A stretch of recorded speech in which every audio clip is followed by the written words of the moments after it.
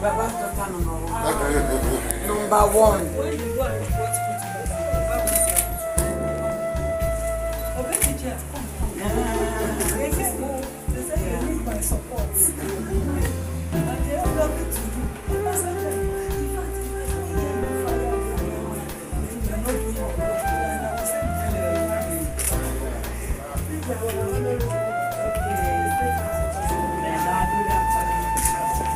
And I will say, The only one that is very I hope you are comfortable.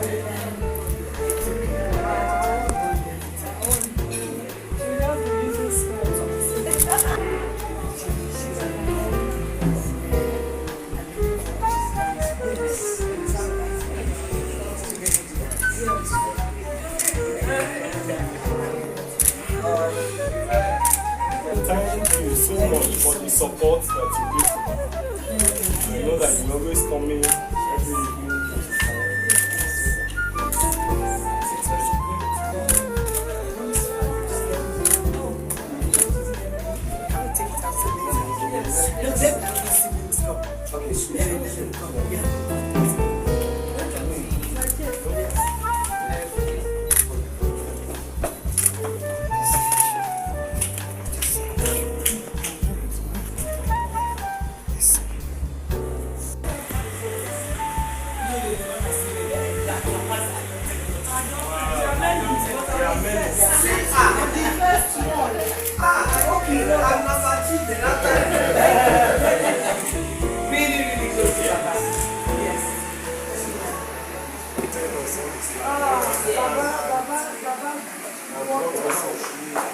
Baba was so passionate.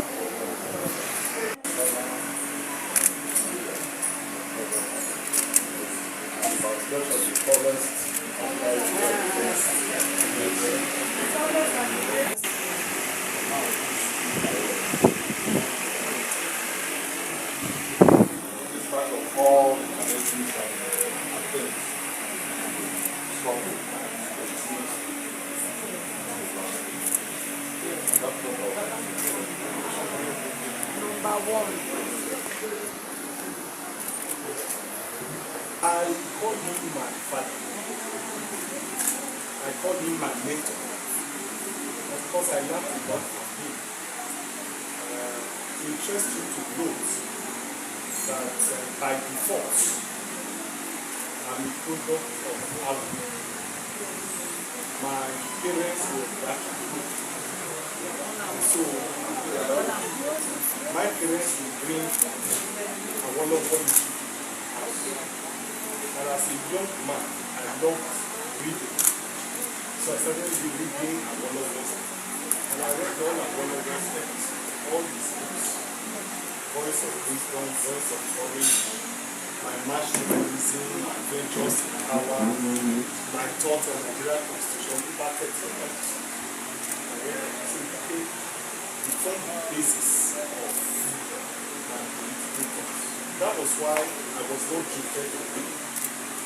That was why I was not drifted to it.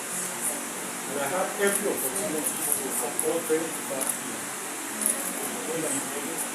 My uncle was late Chintoni, who wanted me to do it.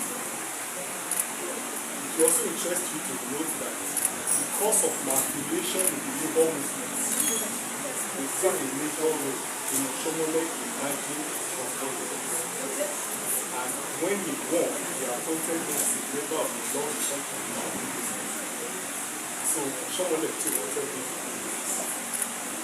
But because of that background that I got, it made it impossible for me to treat all these things. And so,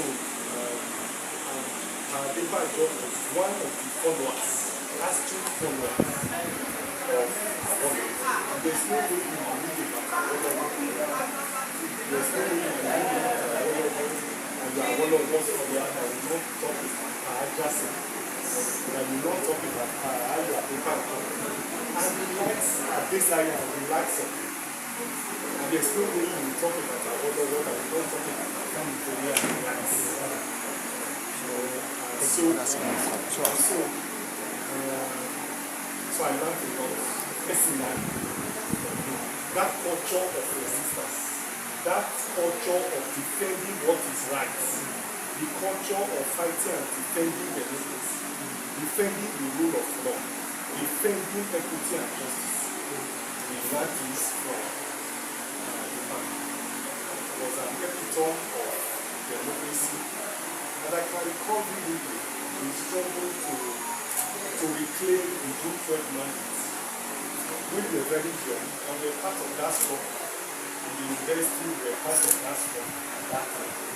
Using CD, CLO, and so on as a basis for that struggle.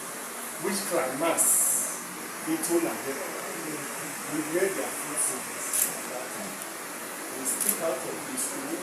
I will be in Lagos with Ekong and Kuti, Dr Kuti and the rest at that time.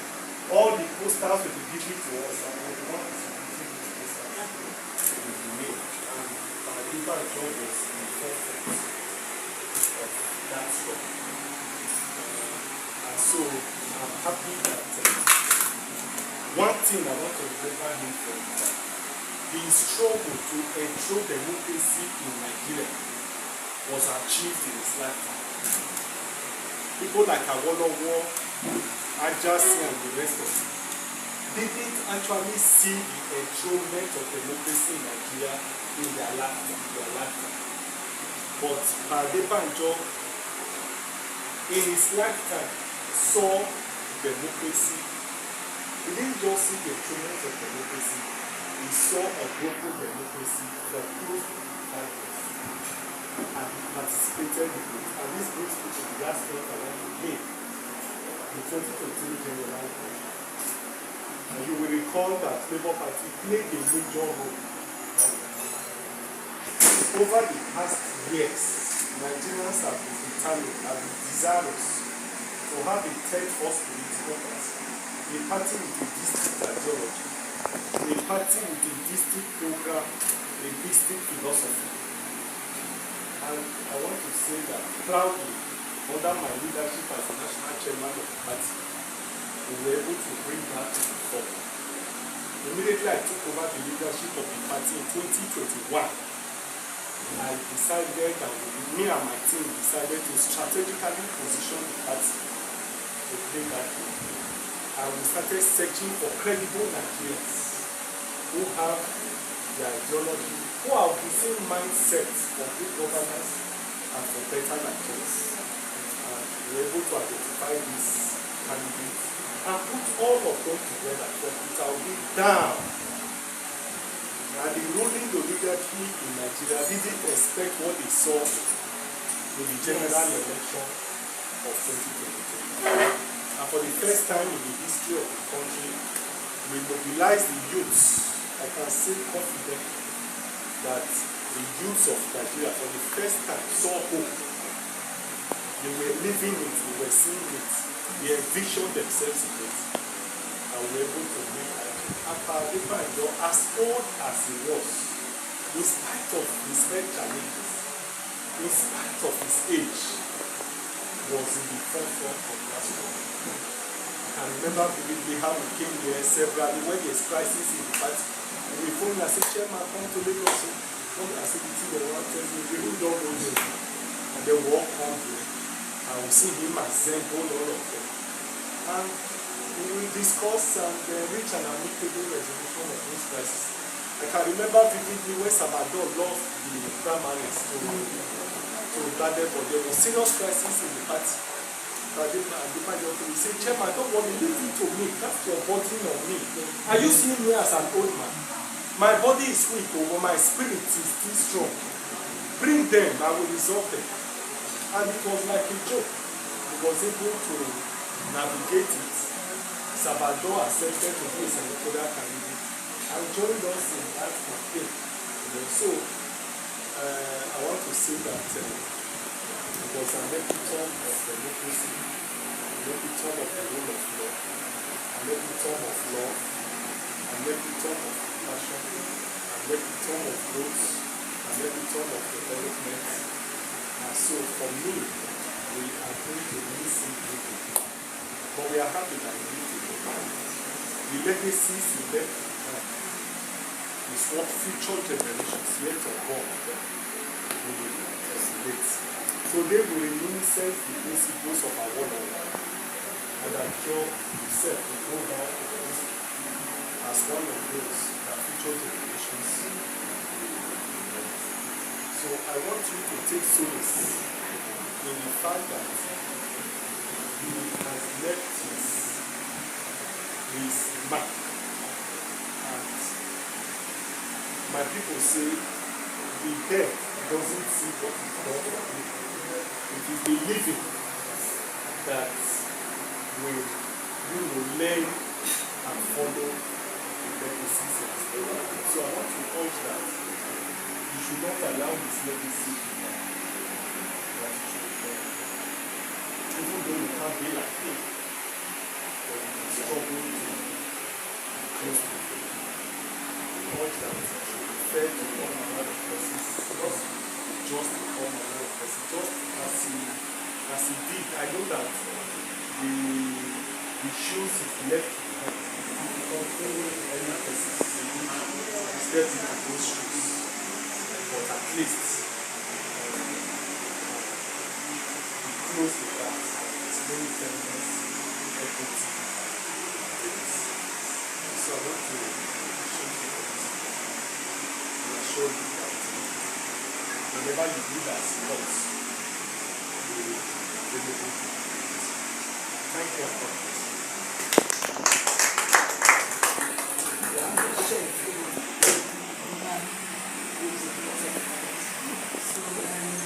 Thank you very much, everyone, for coming. It's deeply appreciated. Because this is also our own thing. It's not about the children being sorry. Yes. If he doesn't see you in the week, he has problems. Yes.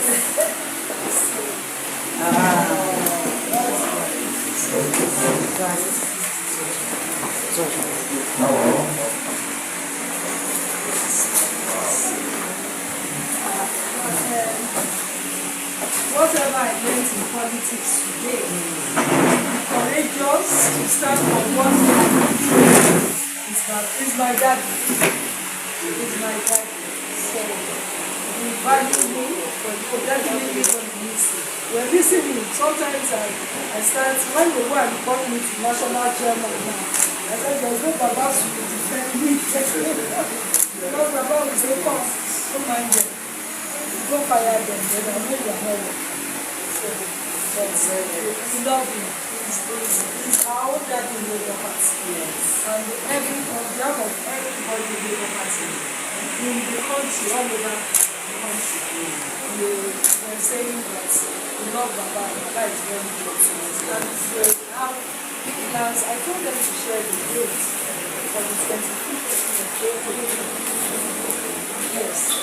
I did. Okay. I'll be here after service tomorrow. And then we can discuss from the 25th. Sam, how did it go? Oh, yes. I told Where is it going?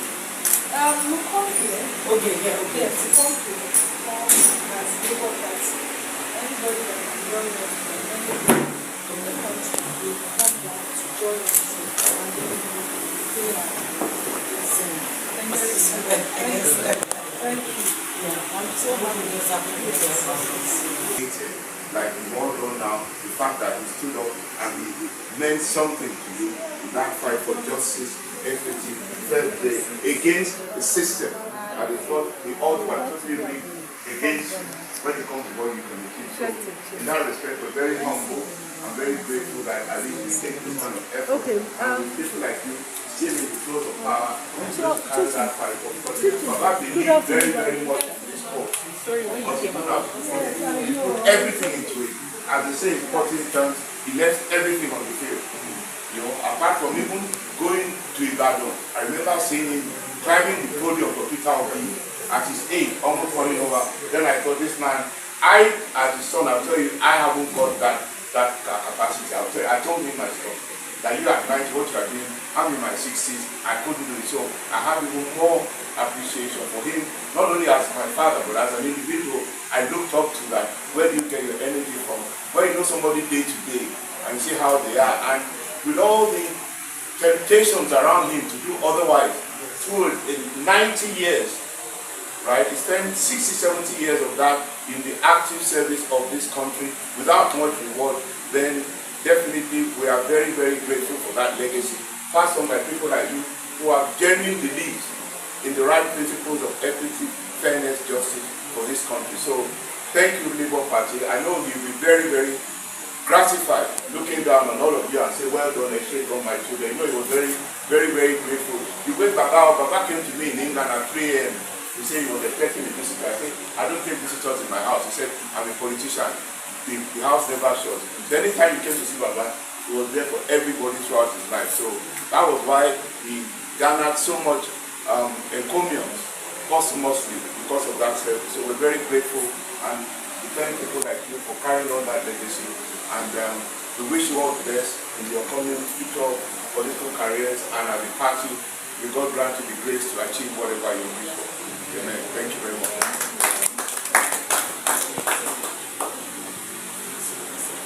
Yes. Thank you so much for welcoming us. We will take the message to the rest of our members across the world. And we are well received by the family of our family. Thank you very much. The second, lack of grace.